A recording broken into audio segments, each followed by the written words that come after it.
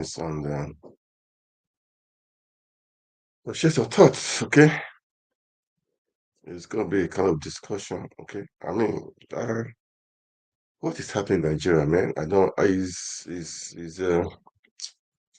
pathetic. It's pathetic, man. I feel for Nigeria. I feel so. I feel for Nigeria. I feel the way it's tight, the way the tide is going. I pray for Nigeria every time, but I just feel for them right now, man.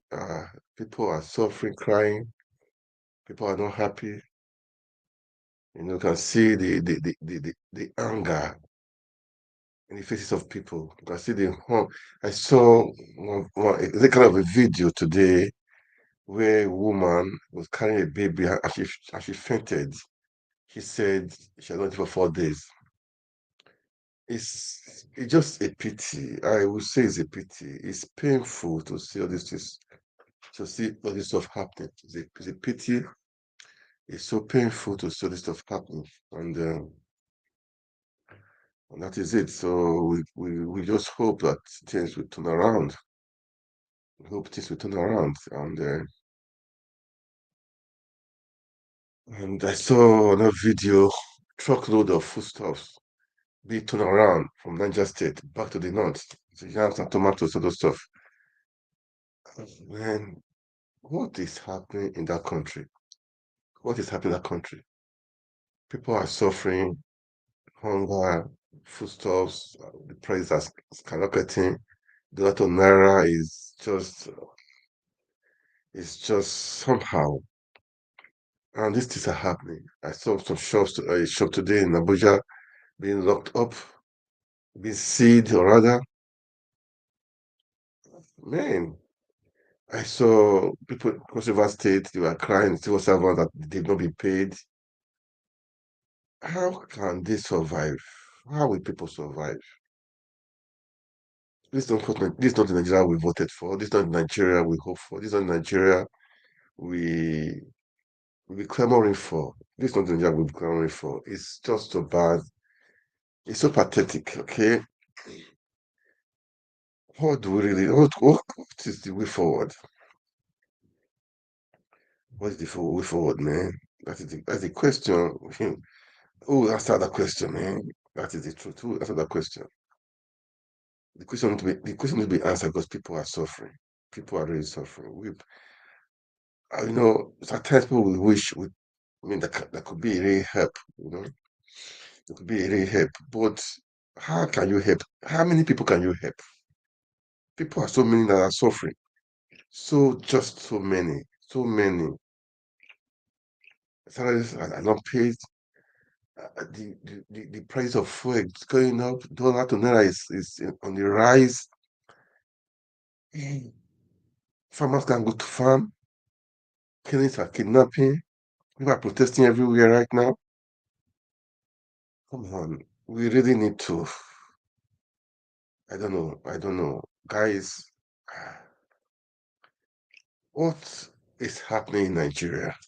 Those in diaspora, don't think because we are in diaspora that we are just okay. No, we should we should feel for people back home in Nigeria, man. We should feel for them. We should feel for them. The truth is that the people they voted really, and the vote was stolen. So don't blame the people right now. Because I see on Twitter, people are saying, "Hey, we told you, vote wisely." But now they did vote. They voted wisely. It's not their fault. It was rigged.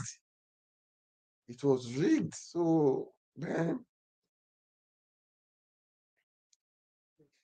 where do we go from here? To this stage, I will watch Arise TV. Oh, okay. Where do I start from, sir? Is it the Labour Party crisis? The treasurer was accusing the Abure. Abure came out yesterday accusing different things. He thought she's instead of the former critical chairperson. That one came out. She was saying she was forced to resign. She was forced to do so many things. So come on, that means the system, even the Labour Party, with people thought it can be it will be trusted. It's even somehow too. But that's not even the. I mean, for me personally, I don't believe in parties. I believe the one man Peter Obi, you understand, and and the movement. But man, we need to make Nigeria work. We just need to make Nigeria work. This is not right. People are suffering. This is not right. It's not fair. No, no, no. It's not right, man. It's not right. What do we do? What can we do? What can we do? We cannot just fold our hands and say, God, what waiting for God? God has done his part too.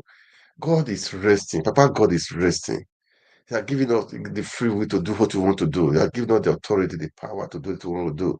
So the power is in our hands. It's not God. It's not God. God has done everything he has done.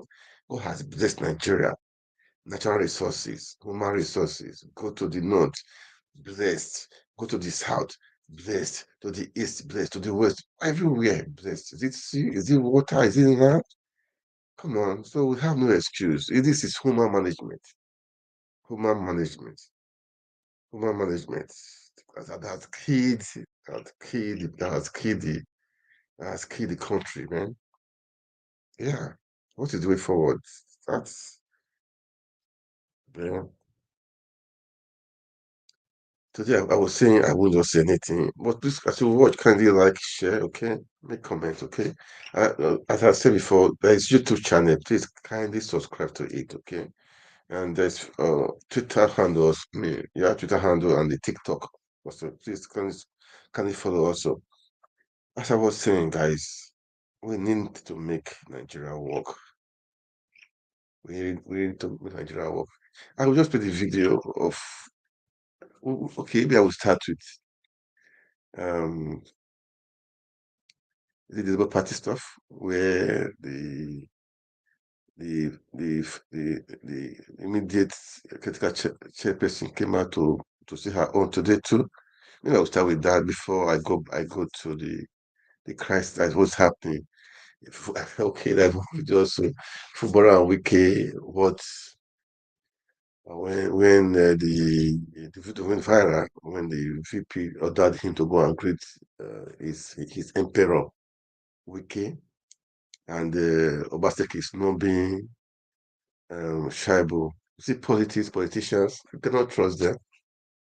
Cannot trust them. Shaibu with what they call it with Obaseki when they were together with the last election, we were saying four and four, so 4 and 4. Ogbane, 4 and 4, Ogbane, 4 and 4, Ogbane. Now can just make it that not at all able to shake, but they snub him. You should be a man. Why should they snub him? You should be a man. Politics like politics. Shake. That was why we kept Fubara or we kept shaked Fubara. I mean, that's how it's supposed to be, man. Politics is not do or die. Politics is not do or die. We that's you win some, you lose some. Okay, but at the end of the day, it's to make the country better. That is the what we are saying. Making the country work. That's the bottom line. Okay, making the country work. That is how it's supposed to be. Not um, um,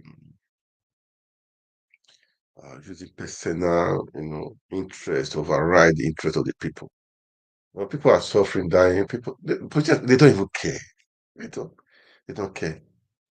They don't. Do they really care? If they do, I think by now, I think we has been there for long now. 7 months. How many months now? How many months now? It's been there. 6 months. It's been there for some time now. It should have been able to solve some issues. I started the security issues. People can't go to farm. They can't go to farm. What? Come on. The military, they know this stuff. They know what is happening. They know. They can fix this stuff if they really want to fix it. If they get the admission and they really want to fix it, they can fix it. They can fix it. Anyway, today I say I won't talk too much. Man, it's painful. See what's happening in Nigeria is just so painful. We cannot just say because you are great, you are good, you don't need to speak. Oh, please, you have to speak. We all need to be speaking out. Oh, we all need it. We just all need it. Okay, we all need it. Enough is enough of all this stuff. Enough is enough of all this stuff. Enough is enough, man. We all need to speak out. We all need to speak out.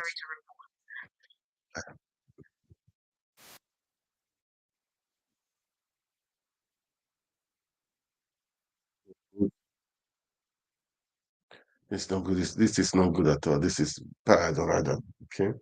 Let's just listen to what Kitabi was saying. They will, because the crisis happening in the party, he said they will try to have external auditor to audit the account, which is this is what we're calling for, accountability. I put some part of it yesterday, but let's just watch this one. Let's watch this guys and share your thoughts, man. My own is Nigeria, making Nigeria work again. That's just my own. Not all this stuff. Okay. When Nigeria work, people we need to find a way out to make sure the suffering in the land is stopped because see protests everywhere. Protest, man. Protest. There is hunger in the land. We are seeing, well, I don't know why they see it. They said the person is holding goods. Why they see that supermarket in Abuja, I don't know. And these are the time we can find some people, find them. Then they need the food. Okay, when you see it somewhere, you are a kind of um, people are working there too. If you see that place, people are working there. Who will pay them? We should be smart enough. Okay, we should be smart enough. We should be smart enough. Find them. Okay, find them. Give them a fine. Let them pay the fine. Let them pay the fine. That's how it's supposed to be. Not just set it up. So people are working there. From the cashier, the manager, even the gate man, the security there. Eh? Who going to pay them? Who's going to pay them? Are you going to foot the bill? Man, oh, there are so many things we really need to improve on in Nigeria, man. So many things we need to improve on. Decisions, taking decisions is its expenses, and how funds received were disbursed in line with best campaign practice and spirit of accountability.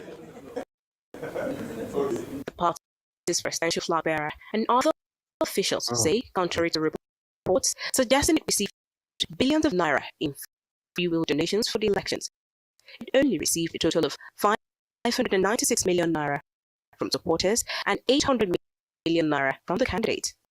When I'm involved with anywhere money is, it must be transparently all the funds received directly and directly from that. It's not up to 1%, it's about not up to 1% of what is mentioned. People are claiming we received about $150 million. And as 8 years, we haven't seen 1%. And I stand for anybody to dispute or approve that. A breakdown of Professor David Costa, and I'm here today to introduce.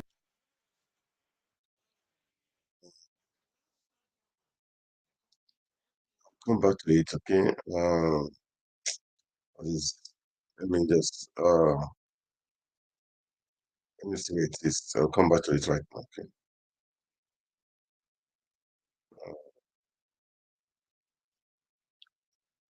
Let's go back to it. Okay.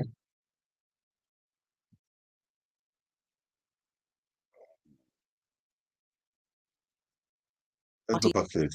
indicates that 268 million naira was expended on campaign materials, 60 million naira on radio broadcast, 10 million naira for election promotion, 324 million naira for polling unit agents, 1.7 on bank charges, 476 million on administration, 744 million on legal expenses, while 28 million was deployed to other campaign and election activities. We provided direct and indirect support to over 100 support groups across all 36 states in Nigeria. Also mobilized and supported over 100,000 grassroots organizers across the 36 states.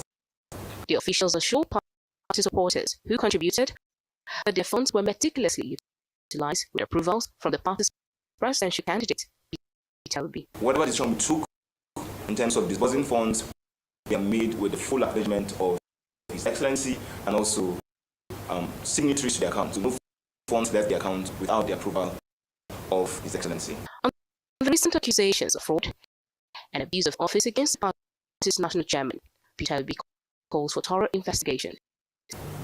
What we need to do in the party, and I discuss it with the leadership, is that we must now appoint a reputable audit firm to audit and be able to deal with the accounting of the party. So there's allegation and counter allegation now that must be thoroughly investigated and verified. And we reconcile it and know exactly what we're doing. For the Labour Party, Nigeria cannot have clean leadership if politicians continue to hide their campaign spending. The spotlight is now on the ruling All Progressives Congress, the People's Democratic Party, and other political parties to present their expenses. Chinaza Samuel, RI.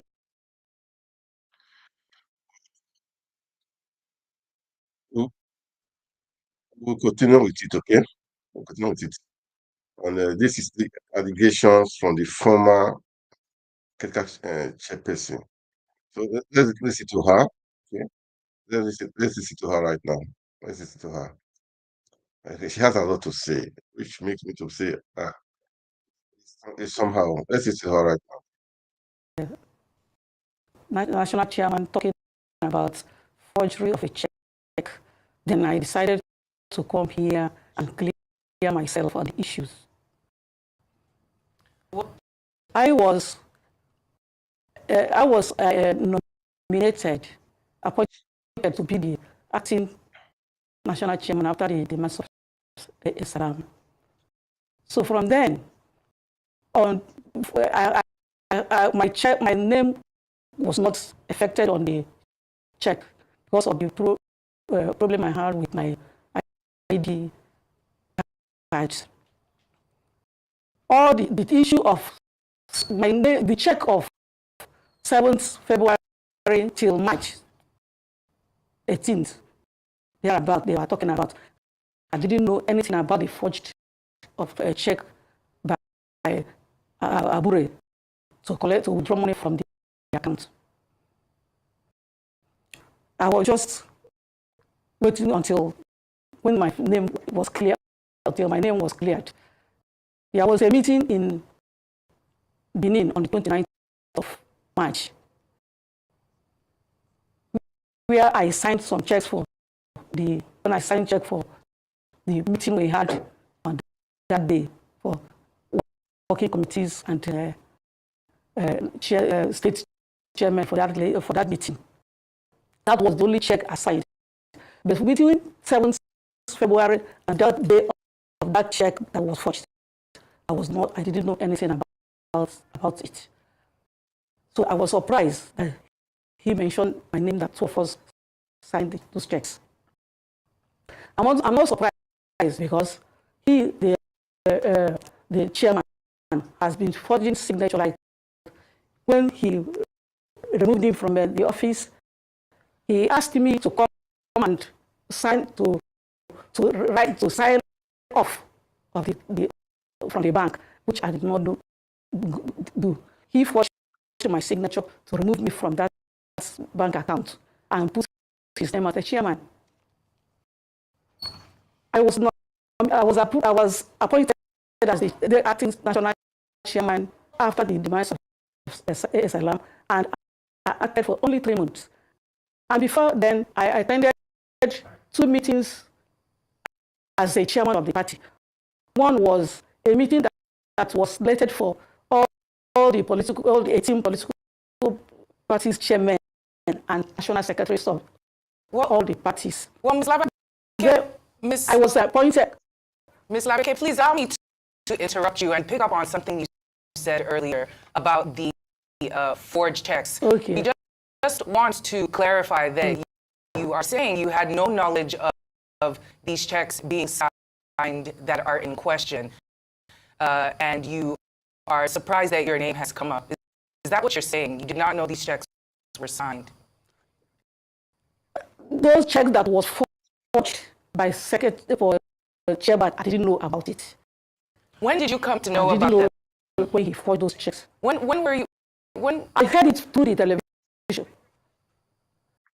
I heard the meeting when he mentioned my name and the treasurer mentioned the forged check.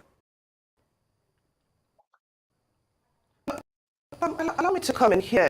You know, you said something about being surprised, you know, because that is a usual habit of his, forging checks. And I'm wondering if you have evidence, because Julius Abure was on the money trail yesterday, and he came, you know, with a number of checks and documents to back up his claim, you know, that he has not defrauded the party in any way. But here you are on national TV saying that he has been forging checks. Do you have evidence to back up your claim? So I didn't know. The treasurer accused him of forging checks, which I didn't know about, because I was just a new in that office. Before because my signature was not changed immediately I entered in that office.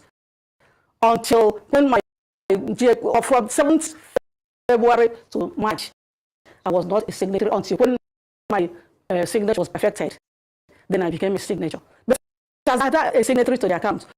But as at that time, when the check was forged, I did not know about it. On the 29th of March, or the 28th of March, the meeting was a NEC meeting.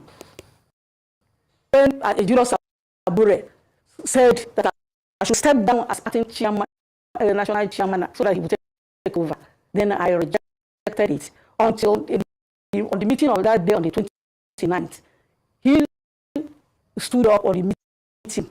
He collected the microphone from me to preside over the meeting. Then I dragged the mic from him.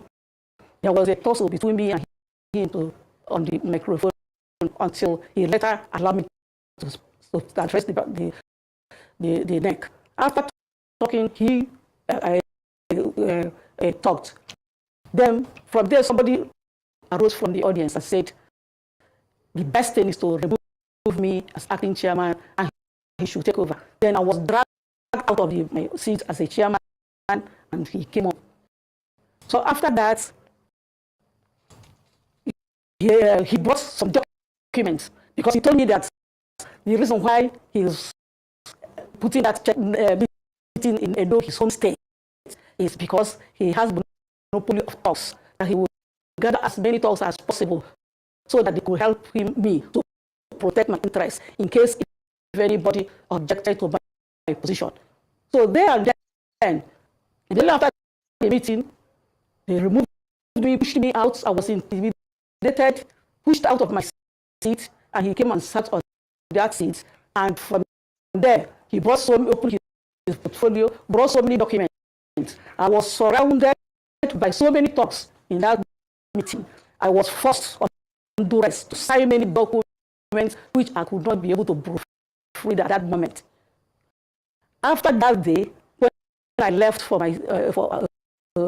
my state, then he used another. There was a Senate server car pursuing me after that meeting.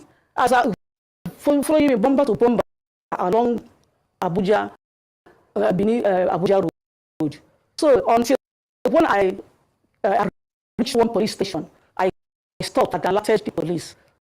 So when they came, the police stopped them and they had to go back. On the following day, I was called to come and change my signature as a signature of the accounts, which I rejected.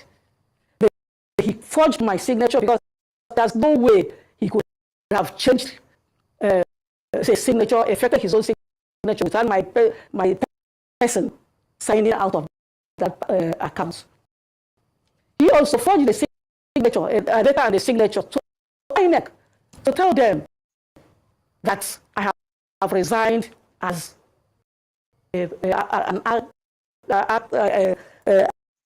national chairman of the party, which I did not do. All those things I did not do. Because when I attended the meeting in February, after the approval of my appointment, I attended a meeting in INEC conference room, where the INEC chairman introduced me, and all of us stood up and observe a minute's silence for the late chairman. As at that time, Julius Abure, who was elected as national secretary of the party, was with national secretary of all the 18 political parties on their own side, while I was with all the 18 political chairmen, national chairmen in our own side. Then I entered another meeting at Ritz Hotel in collaboration with NIFS and INEC, where the meeting was selected for all the national secretaries and national chairmen.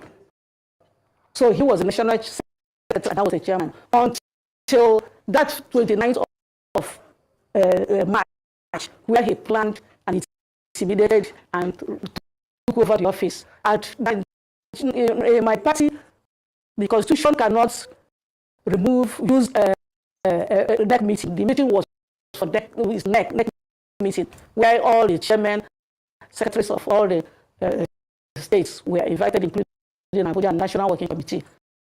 There he planned and removing it from the office. So I am here, and since then, I just kept quiet and leave everything to God. I did not talk and I just kept quiet until when this issue of forgery and that they mentioned my name, that those checks, the checks he forged, I did not know about it. I only signed a check for the meeting which we held on 29th March. Well, Ms. Labake, these allegations that you have shared with us are quite deep and astounding. When you were going through such a process, as it must have caused you a lot of turmoil, did you report this to anybody, to the National Working Committee of your party or some of the higher chieftains within the Labour Party? Did you share this with any of them? Yes. Immediately we came back from that meeting, he formed a disciplinary committee that they should expel me from the party because I didn't go on the invitation. The next thing is that he said that they should expel me from the office. Immediately I came back from that meeting. I went to NLC, Nigeria Labour Congress, who registered their party. That party was registered on 2002.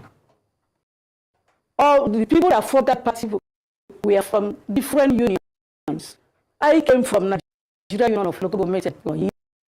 I retired as a director in that office, and I was one of the founding members of that party. I was the first national treasurer for many years.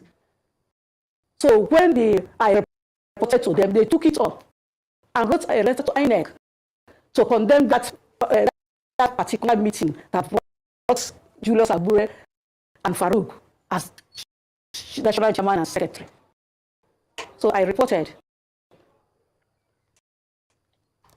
Now, the national chairman of the Labour Party, that's Abure, he has dismissed all the allegations leveled against him, by the treasurer as baseless, and he believes that the national treasurer was now been suspended is under some external influence, with some analysts suspecting that this might be a ploy, by the other faction of the party to take control of the Labour Party. I would just like your thoughts on this. Could this be something that the other faction or an external party is cooking up just to destabilize your party? I don't know about that because I'm just on my own. I don't belong to either of the party because I'm just on my own. I just said, let God take control because I was intimidated, harassed, and pushed out of my office. Even as I know I'm talking to you, immediately after that meeting, he broke my office. I'm still having the key of that old office where he removed me. He scattered my personal belongings and some cash in my office and all my documents. I never went back to that office until today I'm talking to you. Well, we have a short clip of, we have a short clip of your party member, Julia Sabure, on our morning show. And it's the chairman of the Labour Party on the morning show. Let's take a look at him reacting to some of these allegations. All those money withdrawn between January 2021 and March were all withdrawn and we co-signed with the acting chairman of the party, Maria Lebeke. I was the national secretary of the party at the time, and there was no way I could have withdrawn money from the account, or any person could have withdrawn money from the account without the A signatory. We were able to withdraw because we effected all the changes in the signatory. We brought in the new acting national chairman, Maria Lebeke, who signed all the checks with us. She equally, Oluchi Opara, was one of those who also signed some of those checks. So, Ms. Lebeke, is this true? The check he was talking, the check that treasurer was talking is the check he forged to withdraw money from the party. He forged, so according to him, you know, she is the custodian of the account of the party. She said he forged signature to collect withdraw money from the account. That's what she is accusing him of. Okay, now thank you very much. So the best thing is... Go ahead. Go ahead, please. The best thing is to go to the bank. So to go to the bank to check that check that he forged to withdraw that money from the bank. That is the bone of contention. The check he forged to withdraw money after the death of A.A. Salam, our former national chairman.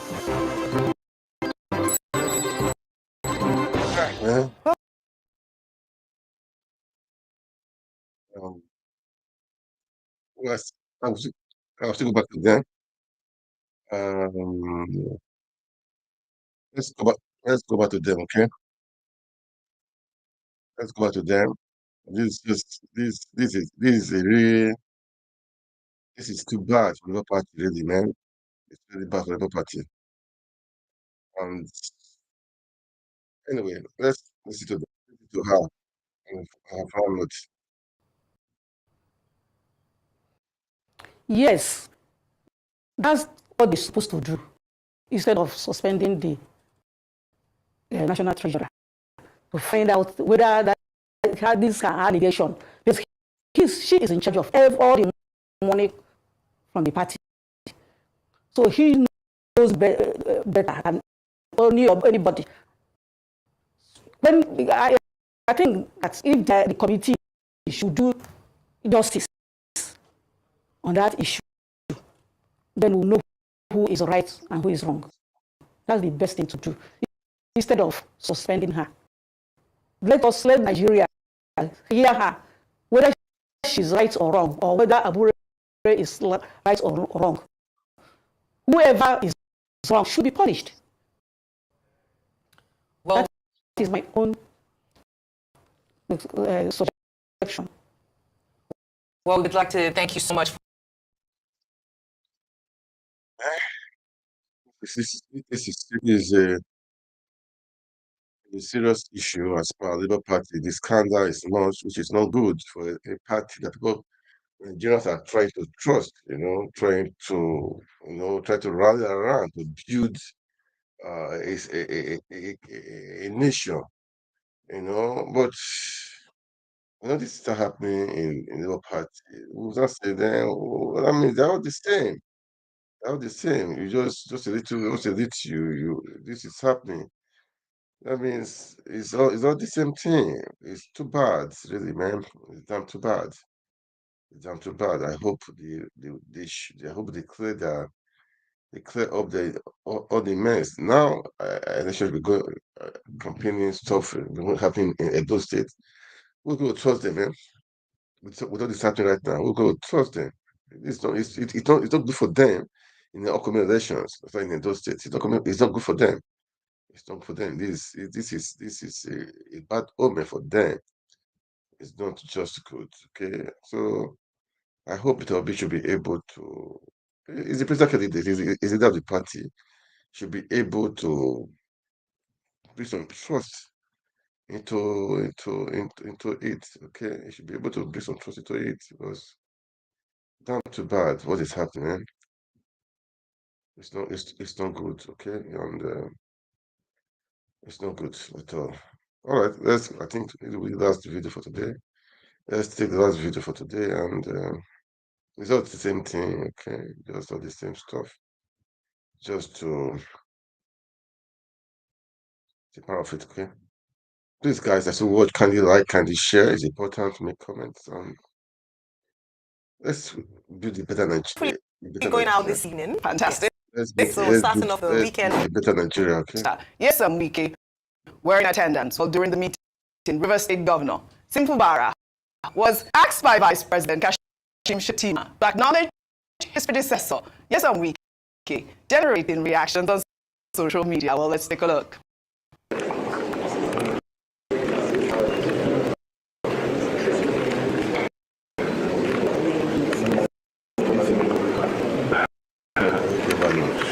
Boy, shame Fubara. I must say, you don't greet to me. That was a very, very viral video. I can see your head down. Well, all right, let me take some tweets. This person wrote, this person's Emma. He wrote, I can't believe that a whole sitting governor, in the person of Fubara, will be ordered in this manner. It is well. Look at the way we gave him a very cold treatment. Well, Seto Fumi wrote, there's something about the presidential villa. You don't dare disobey order. Even the most trivial directive, Vice President Shettima told Fubara to go greet Emperor Wike. He complied immediately. Emperor Wike, too, couldn't snub him. Meanwhile, yesterday in Yenagoa, Governor Obaseki refused to shake hands with his deputy, Shaibu.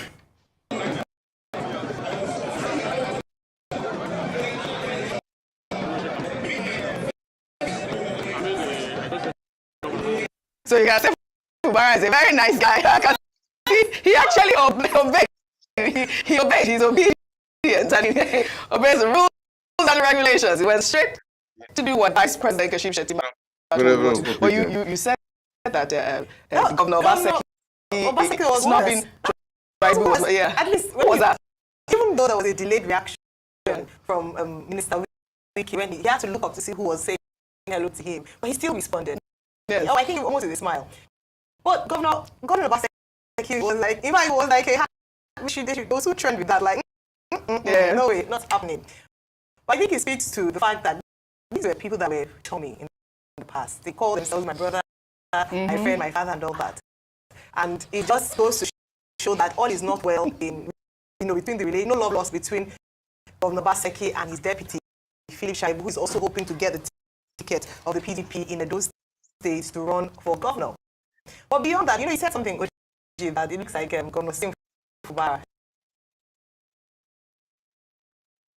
This is a problem. He has identified as, in fact, they say that he's too obedient. He listens too much, and that sometimes he should get a bit of backbone. Yeah. That's in the conversation. As to, it looks like he's trying to make peace with his godfather, with the man whom he credited during his inauguration speech. That was, I have to give honor to whom it is due. Yes. And I give it to Wike. But it looks like Minister Wike is not having it. No, he's not. At least it was civil. So we applaud that. But beyond that, the conversation that we talked about earlier, the importance of the governor's meeting with the president and these key stakeholders to address two big issues, security and food security. That's good to see. And I hope they'll put away their differences to work for the people. They can fight in the private. Yeah. They can have disagreements in the private. Absolutely.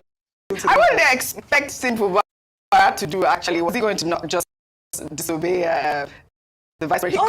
He could though, but he could. People are saying, I mean, he's a governor. Wike should be the one going to. Let me ask you a question. If Governor Wike were in this position, do you think anyone would have ordered him to go and say hello to somebody? Well, I'm not in Wike's mind. You can't put me on the spot. But they call him emperor for a reason. Go ahead. I think people react to situations differently. let's start with the meeting at the villa. The VP asking Fubara to go and greet your girl. But because he pointed, he wasn't making any mistake. He pointed in the direction of go and greet your girl, go and greet your principal. And he obeyed. Now, as for the people saying they've turned the same Fubara into a boy among men, I don't think so. It's just simple courtesy. I think we should even commend the vice president. After all, we're told in the Bible, Matthew 5, verse 9. You are looking at me. The Bible, answers all things. It says, "Blessed are the peacemakers, for they shall be called the sons of God." So that was the vice president trying to make peace. Say, please greet your God. Don't make the mistake of walking, and ignoring him. So I think it's fine. It's okay. Whatever Yeson Wike thinks or not, it was good optics for his successor to say hello to him. After all, they are from the same place. As for Governor Obaseki and Philip Shaibu, the same Philip Shaibu that has been on this program, I think not once, not twice, say that he helped Obaseki.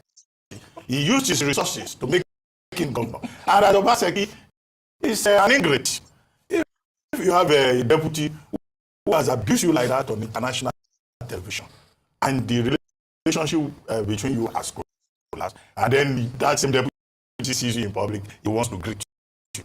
So you greet him. Well, it depends on the kind of person you are. Right. Some other people, their temperament will not allow that. I say, no, we're not on the same page. You and I, we're not friends. Don't let us pretend in public. There are some people like that.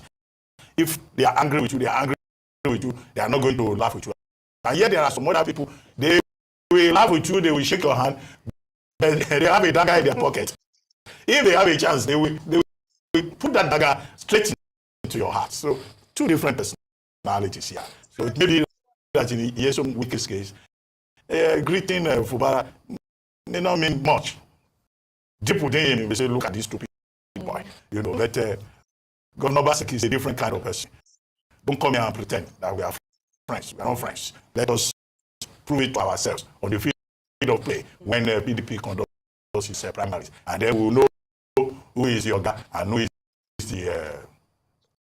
Is it boy? Is it fair to use the word boy? No, who is the godson? Godson. But I mean, the meeting was a good meeting. At the end of the day, I mean, the issue of state policing is back on the table.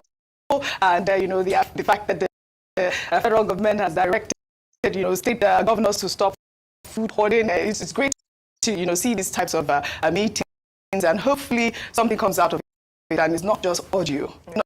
I mean, because all we've been hearing is all these audio promises. But speaking about economic hardship, yesterday we showed a video of a group of people being flogged while queuing up for 100 naira bread in Lagos Island. Well, another video has emerged showing a crowd of Lagosians looting a truckload of yam meant for palliatives at the Central Mosque in Lagos. The incident is said to have occurred last week. This is really bad. It's pathetic. Watch this and say, wow, God. It's pathetic.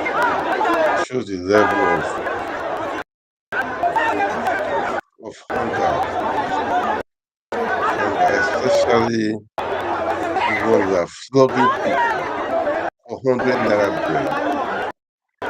When I saw it, I said, God, this video was alarming. It happened last week.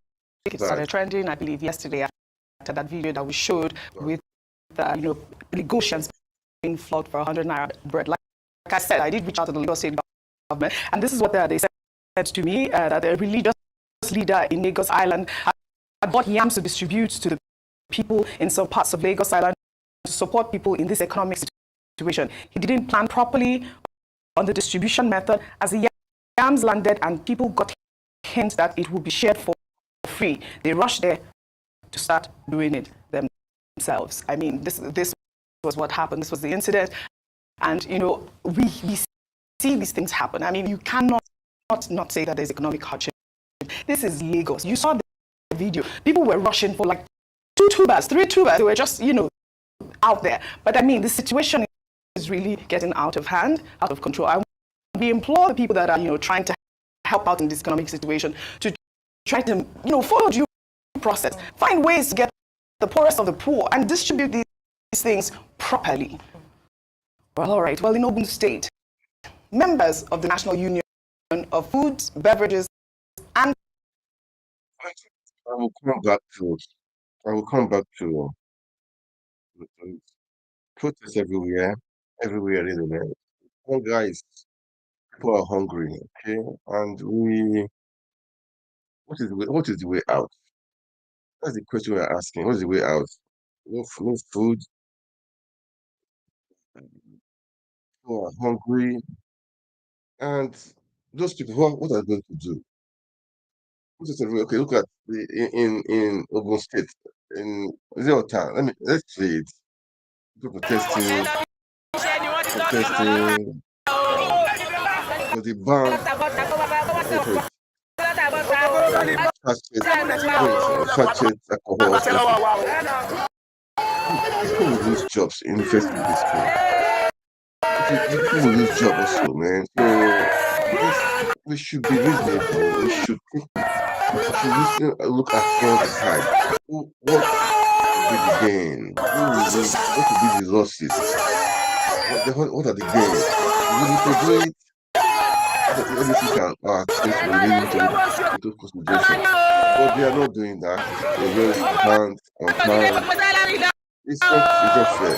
People are working. People will lose their jobs too. Okay. People too will lose their jobs. People too will lose their jobs. So you see, so many things. We need to be smart as a leader. To make sure before you do anything, you have to make sure you take the right decision. Okay, not just take the decision because you heard one side. No, take the decision for the good. Okay, good for the good. So we really need to make things happen. We need to plan for our nation, for the people you are governing. Not just ban the shops, ban the sachet water, sachet alcoholic drink. People are working. They earn money to feed families. Let's make it. Let's be real, man. Okay, let's be real. Let's watch. Let's continue watching them. Okay. People in this midst of scarcity. But I recall Charles Darwin. Charles Darwin was one who propounded the theory of survival of the fittest. Yes. The theory of natural selection.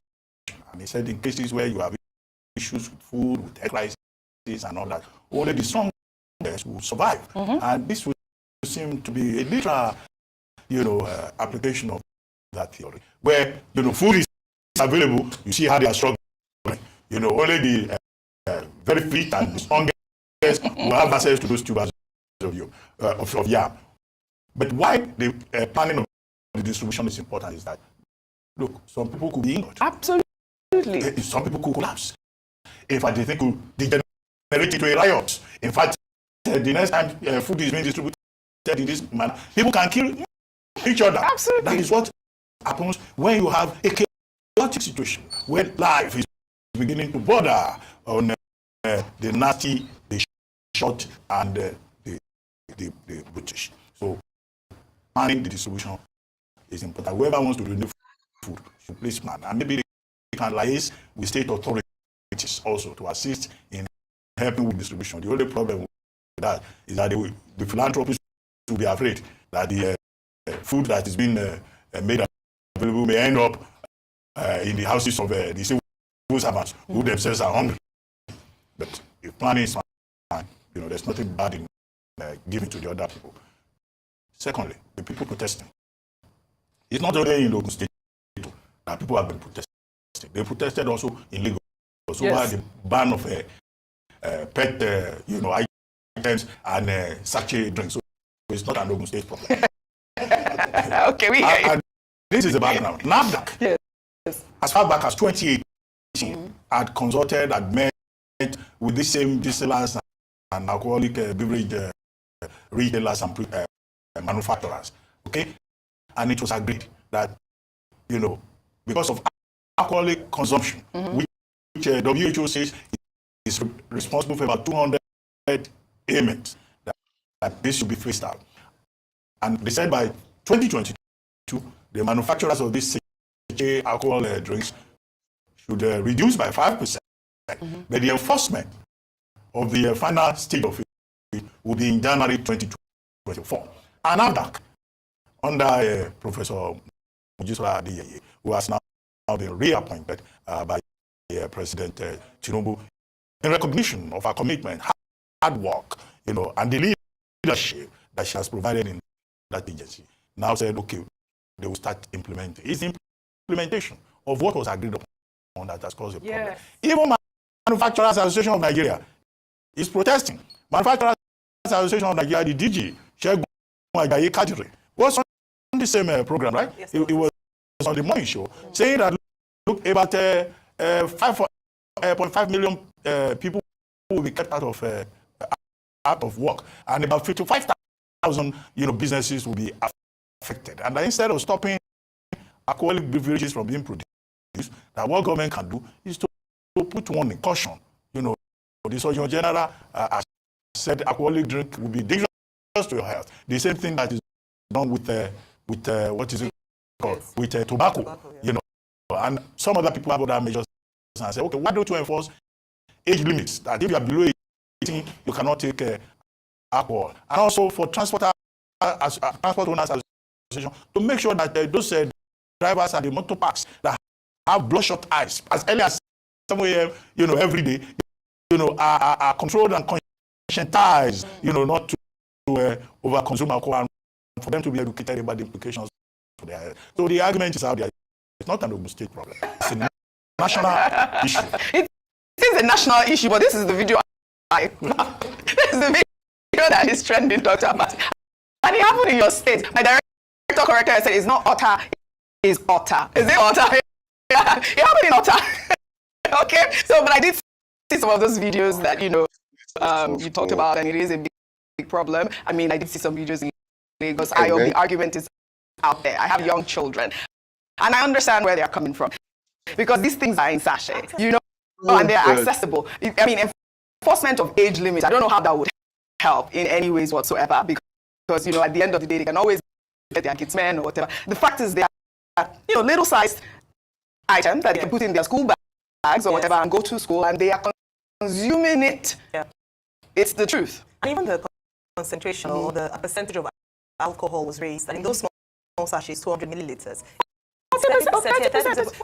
Whilst in a bottle, you can get about 5%. So it's not just the content, it's the fact that it's concentrated as well, or the percentage of alcohol is quite high. And they identify the fact that we have an underage drinking problem. One that perhaps we don't understand the scope of this or how bad the situation is. And according to WHO, underage drinking leads to other things. There's more propensity to do hard drugs, to fail in school.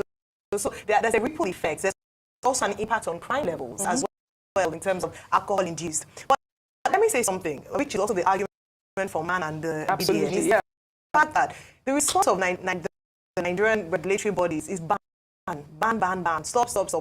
We're just talking about the nurses yesterday.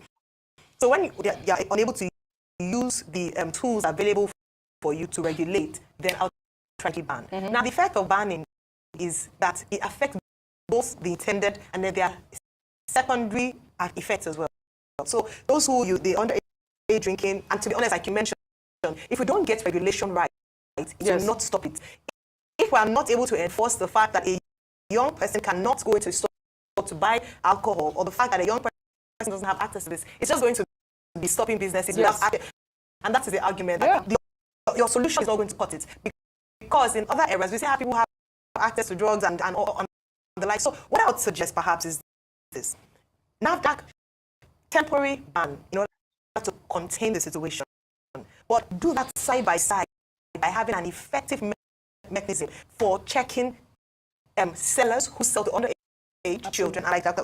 Abbas had mentioned, the road NRT should check their members and run a sensitization drive, massive drive to ensure that they understand the effect and actually come down very heavily on this. After a period, when there's a marked improvement, then with regulation, you can introduce it, and then people understand that it's their own responsibility to doing this. In the UK, in other parts of the world, they found and it's illegal to sell to underage people, and there are many measures.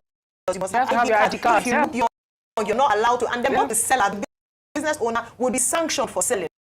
So those are the kind of things I still ask about my ID card. Oh, really? Of course. That's a compliment. Is it? Well, all right. Regulations should be in place. Well, we'll take another story. Let's go. We'll go back to them. Okay, this will be the last part of it. Come back because today, please like, share, and make this happen. Let's watch. On the morning show, challenged the suspended national treasurer of the party, Oluchi Okpara, to provide concrete evidence to back her 3.5 billion naira fraud allegation against him. Speaking to journalist Peter Obi, who was accompanied by Aisha Yusufu, a member of his 2023 campaign team, said he's not involved in the accounting of the party's finances and that an auditor has been contracted to examine the party's finances. All the funds received directly and indirectly from that is not up to 1%. It's about not up to 1% of what is mentioned. People are claiming we received about $150 million, and I said here we haven't seen 1%, and I stand for anybody to dispute to prove that. What we need to do in the party, and I discuss it with the leadership, is that we must now appoint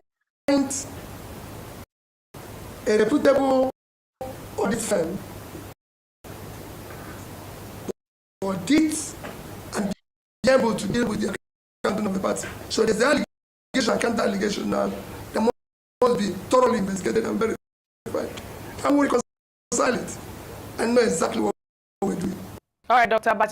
Ayo, you interviewed both Oluchi and Abure in this whole fraud allegation. But I think this is great. I mean, it shows that there's some sort of transparency within the Labour Party. This audit that has been called, it's been going back and forth on social media. People accusing, actually saying, yes, they stole the money. They did not steal the money. This social media type of trial has been going on. But this audit has come up, and I hope that it clears the way. I'd like for your take on both Abure and Oluchi's take on this story. Okay, we had Julius Abure on the program yesterday, where he had the benefit of a right of reply. And they were saying that, in fact, the party had not seen any amount to the tune of 3.5 billion. I did that before. I have to stop here for today. Okay? Setting 1.3 billion, and then maybe guys, 700 million. Don't let the totaling about just 2 billion. I will stop there. Guys, don't let what is happening in the country kill your morale, okay? Be strong, okay? We survive. We're gonna survive what is happening in Nigeria, man. We will survive it, okay? Stay strong and believe in yourself, okay? You have the ability to overcome all these situations that come your way. I know it could be somehow, but have the faith and stay strong. Wait, be creative, okay? Find a way out, be creative. Just find a way out. Wait, and get it over. Okay? This is where I will stop for today. And guys, have a happy weekend. Be happy. Make yourself happy. Don't let anybody kill your morale. Don't let anybody tell you otherwise. Be who you are. Be yourself, okay? And you can turn this around, okay? Forget about the crisis happening in Nigeria right now. You can make this happen for yourself, okay? That's what I would say. That's my words of encouragement today. Stay strong. Be happy. Be happy. That's number one. Don't fear. Be happy. Don't fear. Be happy. Okay. And have the best of life. Have the best of life. Make yourself and your family to be happy. Right.